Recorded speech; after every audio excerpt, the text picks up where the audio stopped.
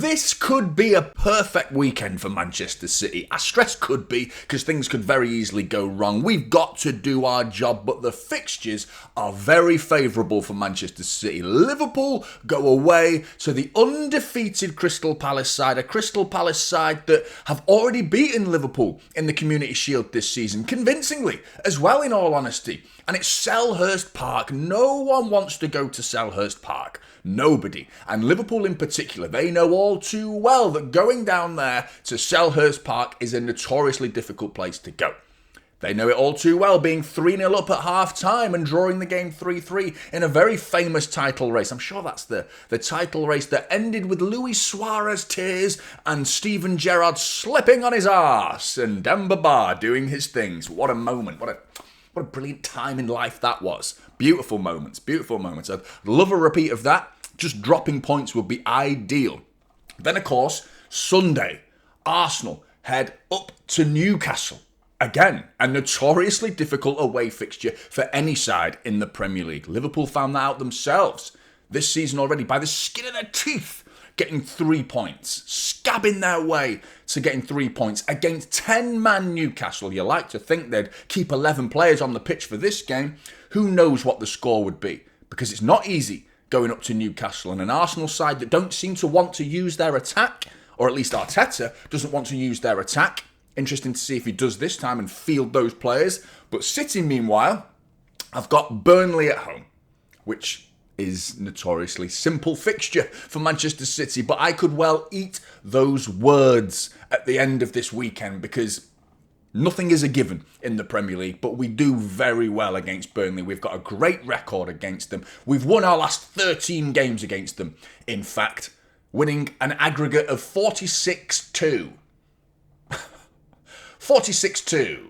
That's pretty comprehensive victories against Burnley. In fact, against promoted sides, we're pretty good. We've faced them 24 times. The most recent 24, we've won 22 of those 24 fixtures. Burnley haven't beaten Manchester City away since 1963. So we should have the historic side going in our favour going into this game. But Manchester City have actually done quite well this season. We have had the most game time. 54% of Manchester City's game time this season, we've been in the lead. More than anyone else in the Premier League. So we have to finish games off.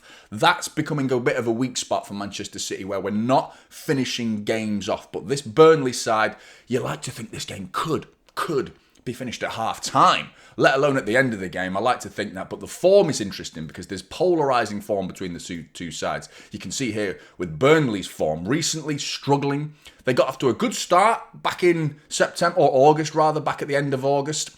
Beating Sunderland. Derby as well was a win in the Carabao Cup. And then losses to United and Liverpool, very unlucky, both with last-minute penalties in those games. So you feel for Burnley in that regard that they could actually be closer to City, because City are only 3 points ahead of Burnley. So if Burnley do beat us, they could be sat on the same points as Manchester City at the end of this weekend. And here's me calling it a perfect weekend, could be eating my words at the end of the weekend. But you never know. I mean, looking at the fixtures that they've played, they're not in great form. It's that Cardiff one, isn't it? That's just stupid. Midweek loss to Cardiff in the League Cup. Not ideal, and it's not ideal form. And actually, Manchester City's form is the polar opposite. 2 stupid losses at the end of August, whereas Burnley were winning their 2 games at the end of August. But since then, Manchester City have gone through an incredibly tough week, demanding on most competitions fronts without an FA Cup fixture in there. But we have played Premier League, Champions League and League Cup football, and we've won in all 3 of those tournaments. And we were very, very unlucky not to get all 3 points in that Arsenal game, in my opinion. Not a typical City or Pep Guardiola performance, but ultimately, I thought we did enough. We did enough. I felt like we should have won that game. With the second half chance from Haaland as well. And we've got to talk about the team news in a minute because Haaland was a concern, but maybe not so much anymore after Pep Guardiola's interview. Let's have a look at Burnley though. Jordan Bayer, Connor Roberts and Zeki Amdouni all remain sidelined for this game. Jacob Brun-Larsen is doubtful and will be being assessed before kickoff for this one.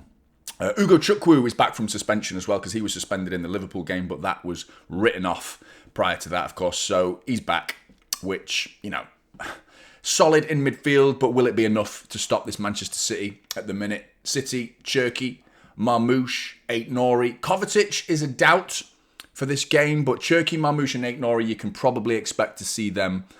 Maybe Aït-Nouri is not too far away, but I'm expecting those three in Cherki, Marmoush and Aït-Nouri after the international break in 3 games' time. But Kovacic, Pep said it's a maybe. And Kasanov as well is out as well, so he could be back before the international break. Have to wait to see on that one. But Haaland was a doubt going into this game. Having scored 6 out of our 9 Premier League goals, we need him. We need this guy, and Pep said he's ready. He's ready, and it's vital. And I know it's like celebrating Haaland being fit for the bloody Burnley game, but it is. It's so important. We need this guy. He's such a beast. He's so good.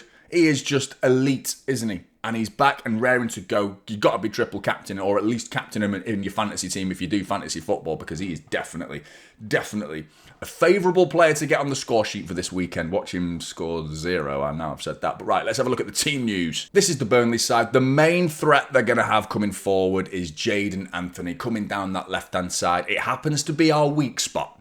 As often lately, we've been going up against sides that have a strong left-hand side, and we've had a weak spot in that side. Pep has plugged that weak spot with Abdulkadir Husanov. No more, injured. So we've got to have a situation here where we need to decide between Rico Lewis and Matheus Nunes, which isn't ideal. Jadon Anthony, is he going to pose a threat with being Burnley's top goal scorer this season? 3 goals to his name. He's the main threat for them. But really, I think that's what we're going up against. 2 banks, 1 bank of 5 and another bank of 4, with Lyle Foster hoping to send the ball up to him and hoping that it sticks, allowing Burnley to come forward. But I do predict Manchester City to have more than enough to win this game. Donnarumma, looking forward to seeing him. I wonder if he's going to have to make any saves, and if he does, hope he's there. We can rely on this guy. Let's fingers crossed he can have a quiet game where he's not called upon, at least. It's going to be interesting to see what Pep does at the back, because I think there's reasons for John Stones to be considered, but the fact that he is so susceptible to injuries, he played the full game against Huddersfield, so I would be resting him for this one, not to tempt fate. He's only just come back from injury again, so you're hoping John Stones won't be used in this game, because I'm not sure we'll need him. I think Ruben Diaz is a sensible one for this game, alongside Josko Vardiol, Nico O'Reilly, who's just giving Ryan Aït-Nouri something to worry about, other than being on the medical bed. You're in the medical room. That's one thing to worry about. But getting back in the side is something for you to worry about right now, because Nico O'Reilly's been bloody brilliant. So I think Nico is a pretty obvious decision at left back. Right back, less obvious, in all honesty. I thought Rico was poor against Huddersfield. The only player that I thought was poor, or at least below the standards we expect. Every single Manchester City player had a passing accuracy in the 90 percentile and above in that game. He dropped to 77%. A player that wants to be considered a midfielder, I think he needs to up his game. That was a real opportunity to prove what you're capable of in midfield against League One opposition, and you struggle to make an impact in the game. This is a different situation, of course. We're talking about playing at right back, as well as possibly inverting into defensive midfield, should the needs arise. And Pat, with that style of fullback we've been using, he would probably play that role. I think Matheus Nunes, for me, is growing a little bit more dependable.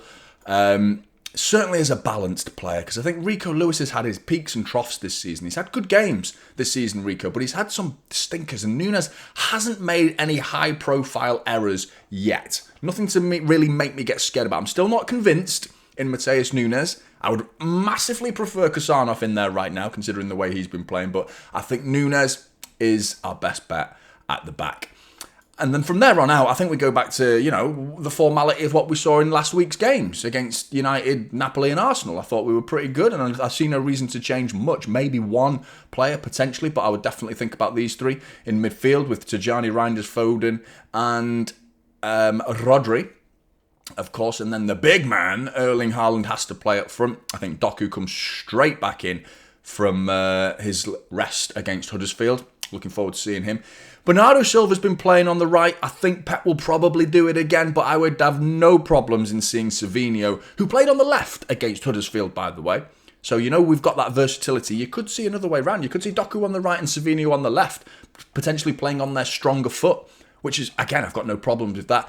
I would have no problems with seeing Savinho here. I do think he's going to go with the tried and reasonably trusted method of Bernardo Silva. The only reason why I would think of Savinho, I would probably go Savinho for me. I'm just thinking Pep's probably going to go Bernardo Silva, considering he was rested midweek.